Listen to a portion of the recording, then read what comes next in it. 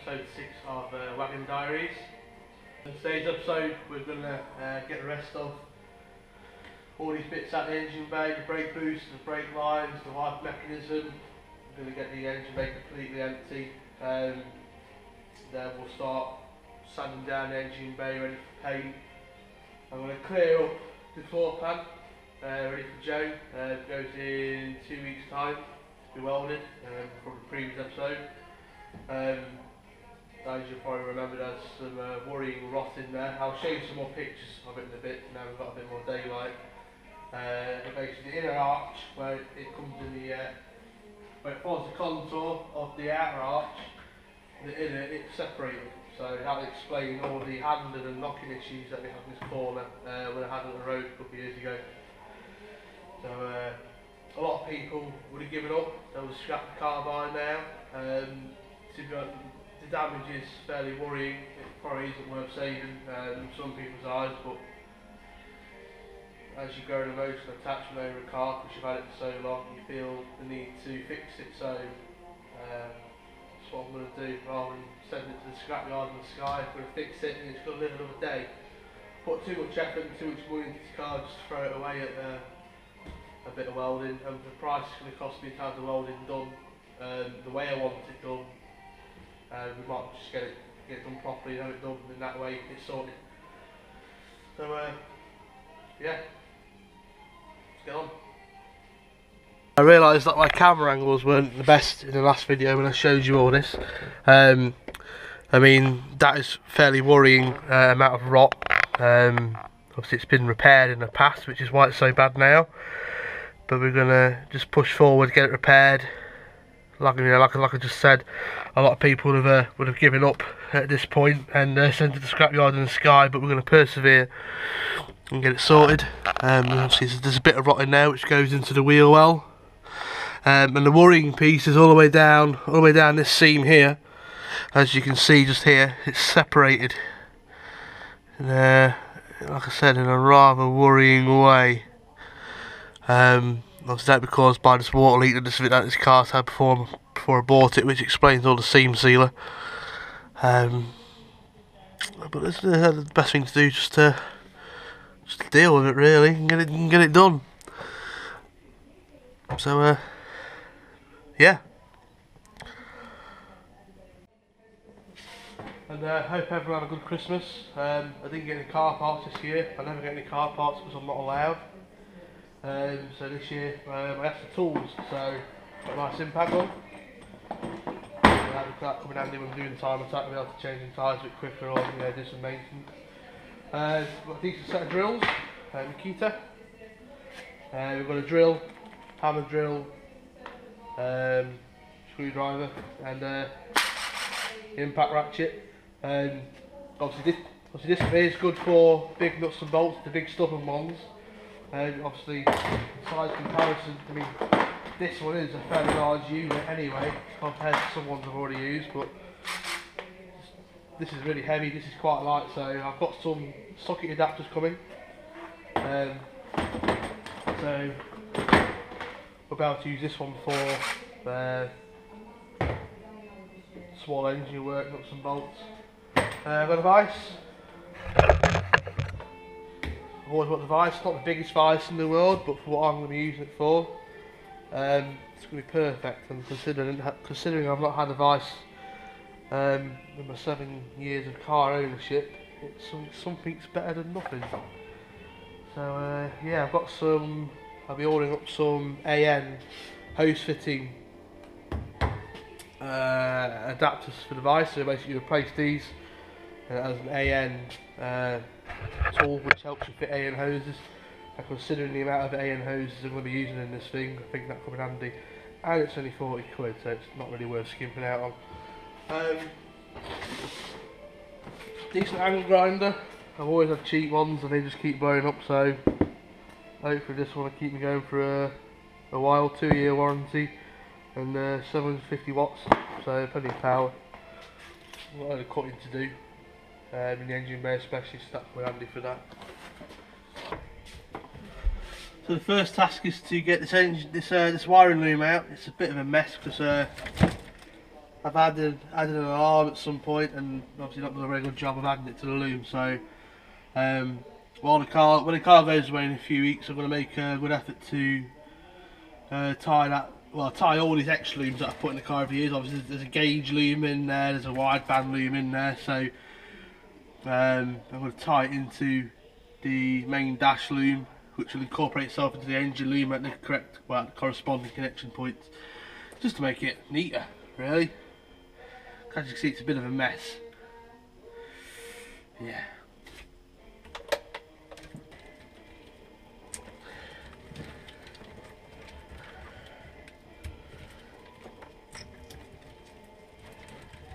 What have I done here?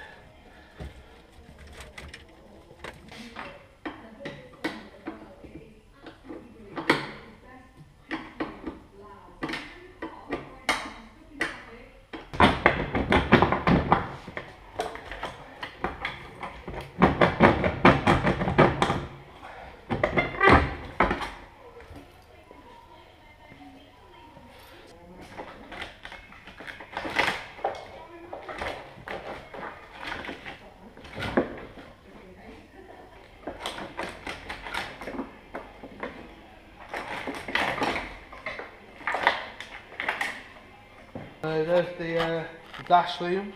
Came out in one piece. I only had to cut 2 wires, which were to do with the central locking system, which I put in a couple of years ago. So that shouldn't be too hard to put back in. If I'm going to put it back in, I don't think we need central locking in a race car. As you can see, it's a bit of a mess. You can see all the bits I've added here. I've also at some point relocated the fuse box under the dashboard, so there's a lot of wire there which isn't needed. So one job will be to, I'm not going to gut the loom, I'm going to keep the loom standard. Just going to tidy it up, so if I do need to take it out again, it's going to be fairly easy to take out in one piece. Another thing we're going to do is we're going to take the loom apart, and we're going to pick out the ECU harness, and we're going to relocate the ECU harness through that hole just here. Well, so the engine harness, all the engine harness would come through that that hole there. We're not going to use this one, we don't use that one anyway because it's not got aircon, but all in one unified loom. Now, I'm not going to use a mil-spec connector, as much as I would love to use a mil-spec connector. You know, I don't know if you look, but the connectors themselves are about 200 quid, and the pins are about £1 each. Then the special crimping tools about 70 quid. So you're talking 400 quid before you've even started to cut the loom up. So we're just gonna reuse the standard plugs, repin them. So if I do need to take it out, I'll be able to just behind the firewall unplug all three plugs, push them through the hole, and the engine in theory should come out in one piece with the loom still attached. And that will also help replacing engines when I blow them up.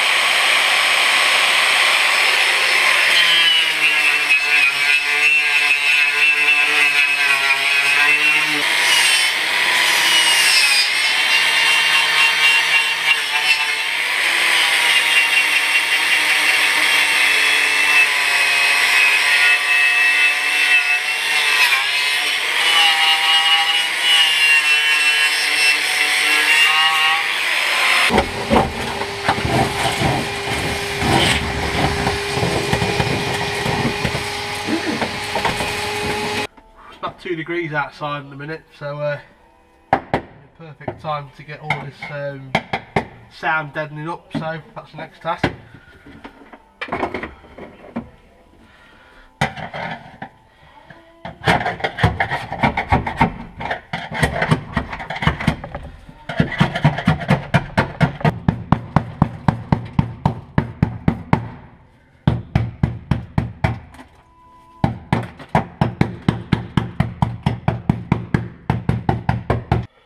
another tip, obviously a lot of people have removed the sound deadening.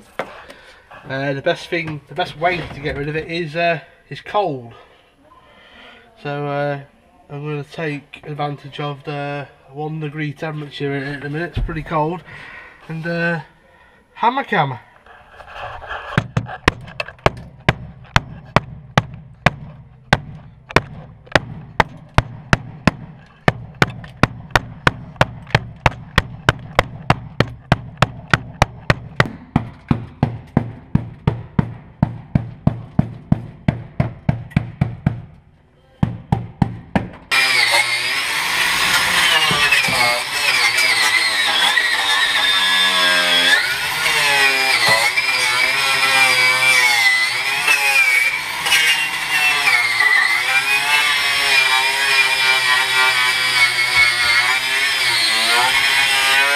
So I've just finished taking up the sound deadening out of the right hand side or the driver's footwell, and found something else.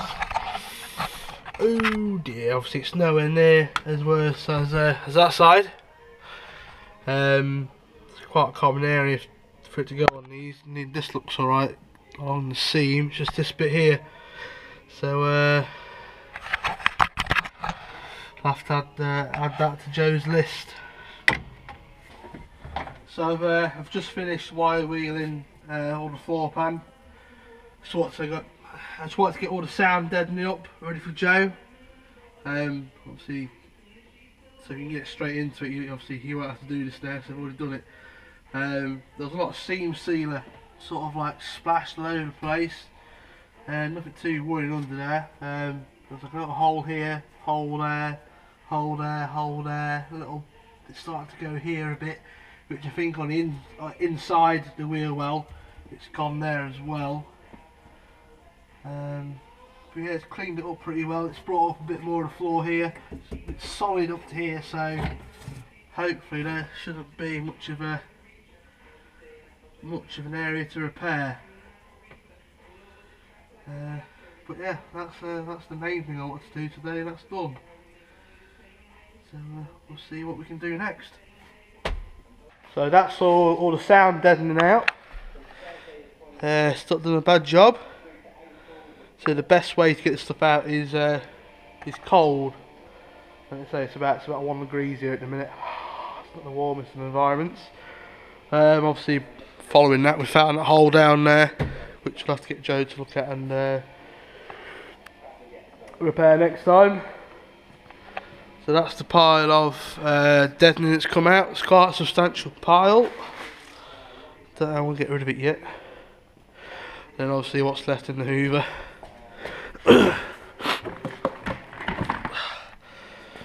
Yeah, so it's about a third full. So quite a lot's come out. That should save some weight. I've took the stuff out behind the dashboard as well, which is this stuff here. Obviously some sort of sound deadening with foam or whatever you want to call it. That weighs quite a bit for what it is.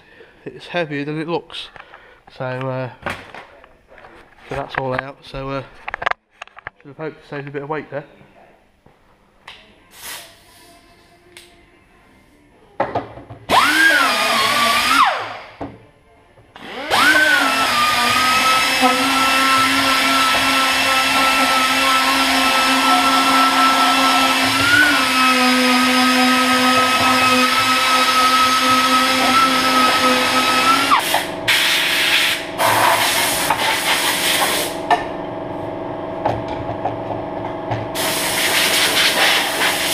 Quite a bit of progress today. Engine bay's empty, as you can see, but obviously apart from the power steering sub-frame. Brake booster's out, prop valve is out. We will be replacing the booster and master cylinder with an Integra Type R 1-inch item. They're a bit spongy with the 282s on at the minute, because obviously that's 2 sizes bigger than what's fitted factory. But I'm also intending to fit 262 disc conversion on the rear, so that's going to help with that. The prop valve isn't going back. I've decided I want to put a bias adjustable valve with a gear stick, so that means we can bin the prop valve and I'm going to run all the brake lines behind the firewall using AN fins. A bit controversial because again it's going to be a pure track car, weekend toy, time attack car hopefully, which makes the brakes a bit inaccessible, but hopefully do it right, won't have to do it again or maintain the system. So there'll only be two brake lines in the engine bay from the master cylinder to the firewall, and then when it comes to mounting them inside and getting them into the wheel well, is that on the passenger side, for example, if you weld a hole just here, well not weld a hole, sorry, drill a hole just here where this little convenient rust hole is,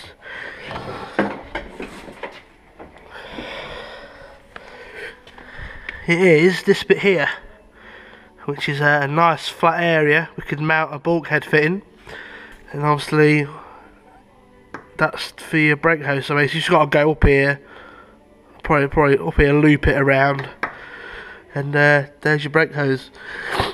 I've wire wheeled inside here, as you can see, again in preparation for Joe. Obviously less work he's got to do the better. This is the worrying bit I told you I'd show you. If you can see there, you see the seams split. Yeah, that's it's not a very healthy, very structural issue. Well, a big structural issue there.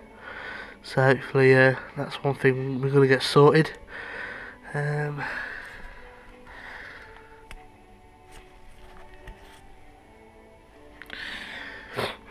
yeah, I've wire wheeled this. We'll get it painted eventually. But I'm also thinking, because of this structural issue here, I've mainly done it to expose the seams now. If you look, there's some welding there. I'm not sure if that's from the factory or if that's been added afterwards, but there only seems to be one layer of paint. So, but again, I've exposed them because I'm going to spot them. Well, I'm not going to spot them, I'm going to stitch weld them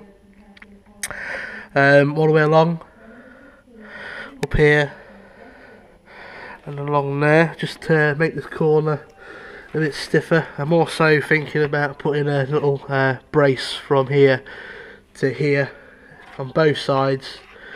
Again, whatever I do on this side, I'm going to do on the other side. Hopefully to stiffen it up a bit, just in case we've created any structural chassis issues, which hopefully we've caught it well. I won't say we caught it just in time, but excuse me, but to prevent any handling issues in the future. So that's it for episode 6. Just a quick rundown of what I've accomplished today. So we took out the brake, master cylinder and booster, the prop valve, the remainder of the engine harness, or the plugs that come into the engine harness.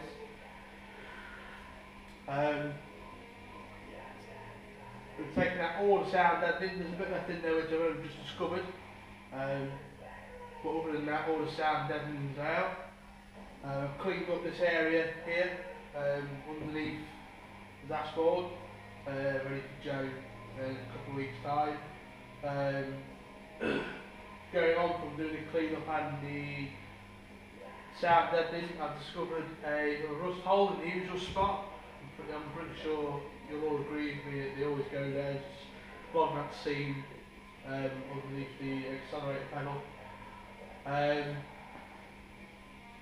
Wire wheels, the inner arch here. Again, we'll paint that eventually. That's about it, I think. Quite a lot done. So I spent about 5 hours today. Got here about 1:30, about 6:30, 7ish now, so 5.5 hours. Probably a bit slow progress wise, but I'm doing it all by myself, and that's as quick as I can get it done. That's it. We'll see you in episode 7, which will be next week. Well, fucking obviously next week.